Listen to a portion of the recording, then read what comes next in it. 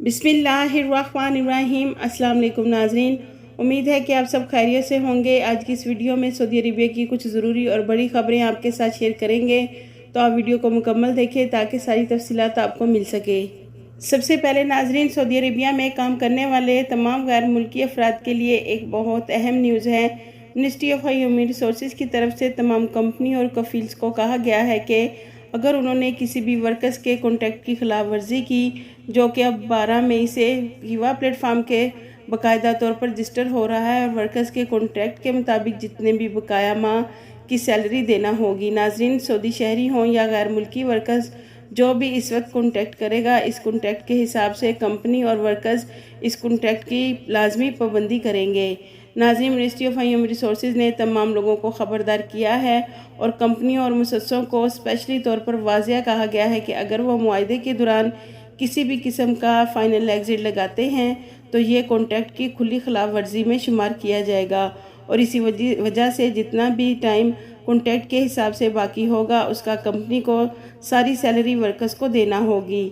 नाजरीन, Saudi labour कानून में ये वाज़िया बता दिया गया है कि गैर मुल्की वर्कर्स अगर कॉन्ट्रैक्ट के दौरान अपना कॉन्ट्रैक्ट मुकम्मल नहीं करते, उनके खिलाफ भी कानूनी कार्रवाई होगी। नाजरीन, सऊदी अरेबिया में हीवा प्लेटफार्म के ज़रिए ऑनलाइन मुआहदे हो रहे हैं और अब इसी बुनियाद पर तमाम फैसले किए जाएंगे।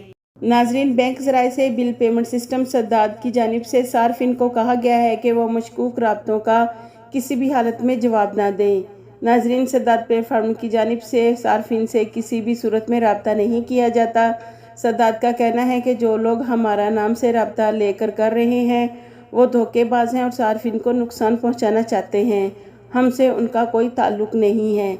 सद्दाद ने ताकीद की है कि अगर किसी साफ को धोखा दिया जा रहा हो तो वो ऐसी सूरत में मुश्तरका कौमी platform information technology and communication commission के ज़रिए इतला दें या फिर 330 पर SMS भेजकर इतला दें।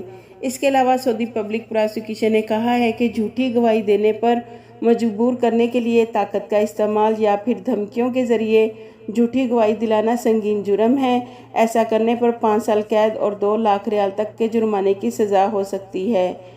इसके अलावा नाजरीन, सऊदी हेल्थ कौंसिल ने कहा है कि 1 जुलाई 2022 से इंश्योरेंस स्कीम में मोटापे का इलाज भी शामिल कर दिया जाएगा। नाजरीन, हेल्थ काउंसलर के तर्जुमान का कहना है कि अब तक इंश्योरेंस स्कीम में मोटापे का ऑपरेशन शामिल नहीं था, लेकिन मैदे का ऑपरेशन शामिल था। लेकिन मोटापे के मसाइल से 2-4 अफराद को सहूलत फराहम करने के लिए तय किया है कि आइंदा इंश्योरेंस स्कीम में मोटापे का मुकम्मल इलाज और ऑपरेशन भी शामिल किया जाएगा।